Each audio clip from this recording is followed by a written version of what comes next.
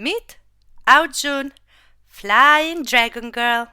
She's elegant, has a sexy walk to her, and she's fearless.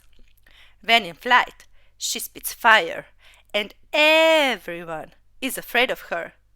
When she is on the ground, she is soft and vulnerable to everyone around her. This is her story, how she overcame her fears, how she dreams and interacts with other robots in the world over robots. Our girl, Ao Jun, is running around, flying, and trying to get to know her surroundings. She feels a little bored. I wonder where all the robots are. I want to play, she would think to herself. As she was wandering around, she would stop and see these big titans. Oh, they're so big and strong and powerful. That seems interesting. Let me go introduce myself. She would bravely fly towards them and stop there. Hello, my name is Ao Jun. I wanna be your friend. Hello, Ao Jun. Welcome, would they say nicely, and they would start a conversation. They would laugh and dance and play games together.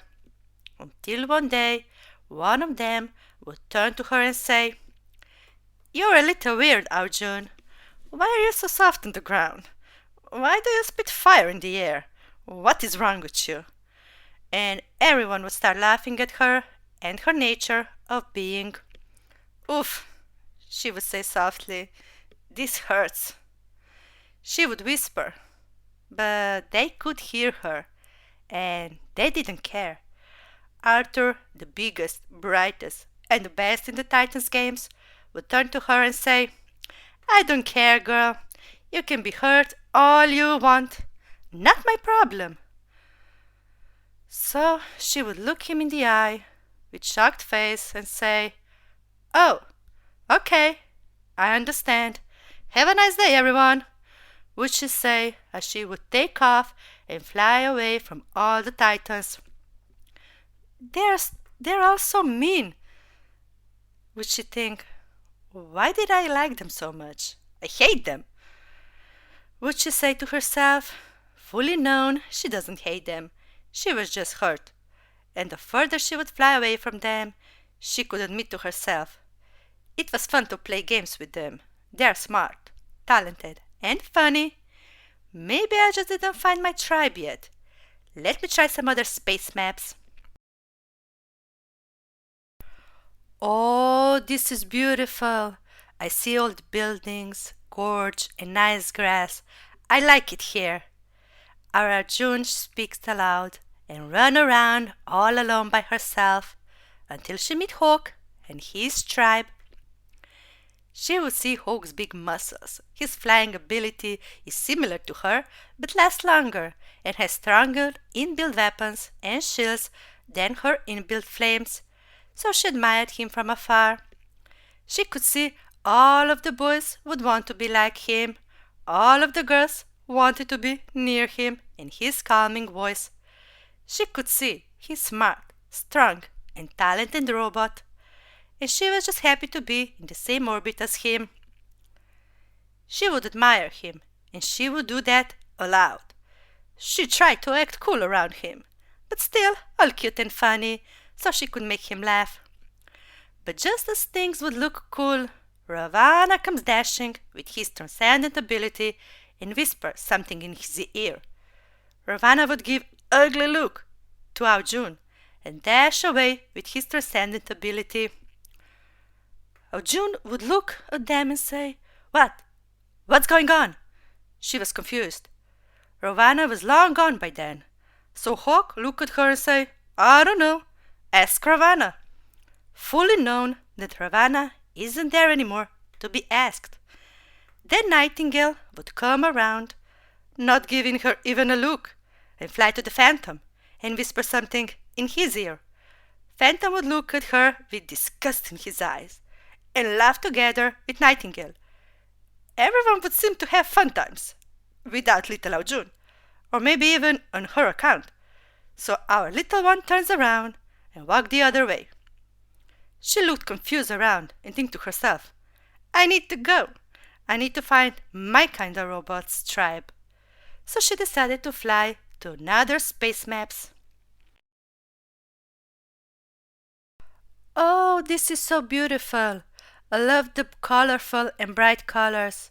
The water is the prettiest, she would think to herself, and she would reflect on all that had happened to big titans, wanting to be their friends, but not being accepted for who she is, to Hawk and all of the good times his tribe has contributed to her life, but still knowing she needed to leave them because in the end, you can't make someone to be honest with you or to respect you. They can keep their jokes to themselves, she would think. Ao Jun was just happy to wander around alone, explore the new space map valley. But still, I'm a little lonely, she would think. I want to meet other robots, make friends, and play door squad with them, she would think aloud.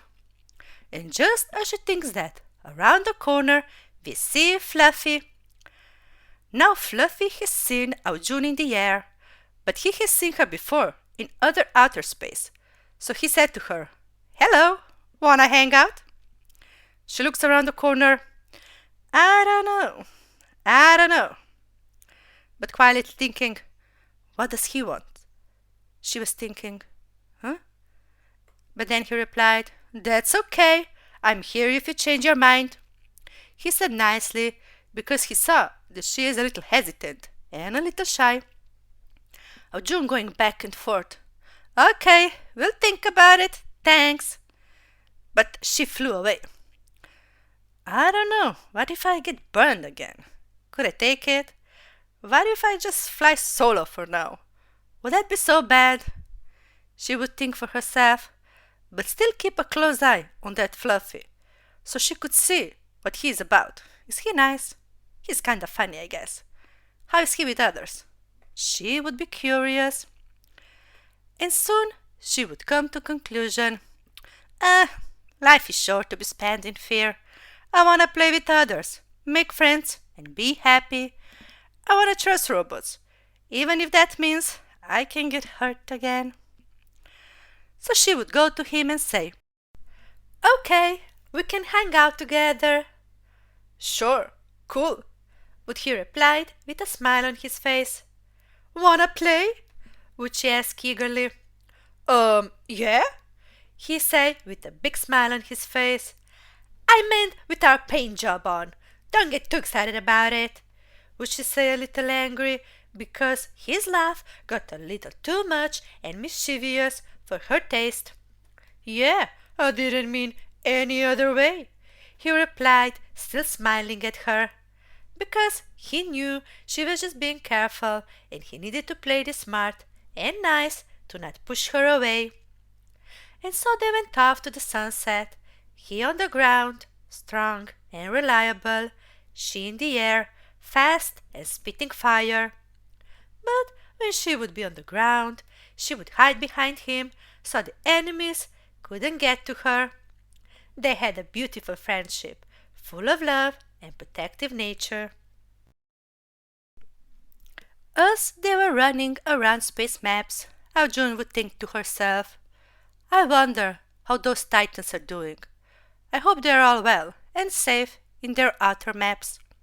Every once in a while, she will look at their maps and see that they are still doing great work and bringing a lot of positive changes to their space tribes. That made her happy, because everyone deserves happiness, even if that happiness isn't shared in the same space as her. And then she would think of Hawk. Oof, that one still pinched a little, because she had to be honest with herself. A little of her heart stayed with him. She was grateful for everything that robot has done for her, but she would think to herself, he has some weird friends, full of secrets and whispers and mean wishes. How could I stay there, fully known and being judged and executed, without being able to defend myself? What did I say? What did I do for them to act that way? At the end of the day, does it matter? Mean robots are just mean if you give them a reason or not. They feel happy when they are mean. I am happy when I am away from mean and disrespectful robots. At the end of the day, you can't make someone to like you or respect you, but you can move away from those robots who lack that kind of quality. And even if that made her a little sad, she came to the conclusion: robots are meant to be loved all day, every day. In friendship, relationship, family, or even stranger robots. Robots are meant to be loved, and loved right. So she would be playing with her new friend Fluffy and finally find peace and love in her heart. At the end of the day, peace and love are only to be found within yourself.